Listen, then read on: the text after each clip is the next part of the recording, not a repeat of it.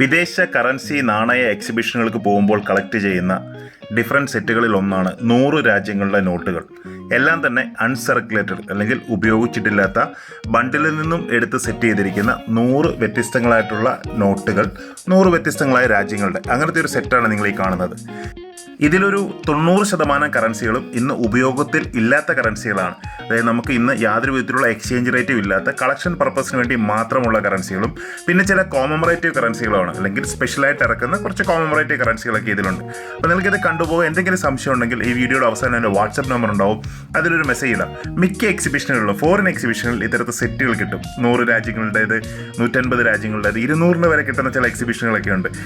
ഇന്ത്യയിലുള്ള എക്സിബിഷനുകളിൽ ഇത്തരം സെറ്റുകൾ കിട്ടാറില്ല, ഉണ്ടെങ്കിലും അത്യാവശ്യം വില കൂടുതലായിരിക്കും. ഫോറിൻ എക്സിബിഷനുകളിൽ ഇപ്പോൾ ഒരു 100 രാജ്യങ്ങളുടെ ഒരു സെറ്റാണെങ്കിൽ ഇന്ത്യൻ കറൻസി ഒരു 10,000 രൂപയ്ക്ക് വാങ്ങിക്കാൻ സാധിക്കും. അതൊരു വലിയ വിലയായിട്ട് തോന്നില്ല, കാരണം 100 രാജ്യങ്ങളുടെ നോട്ടുകളാണ് കിട്ടുന്നത്. Thank you very much.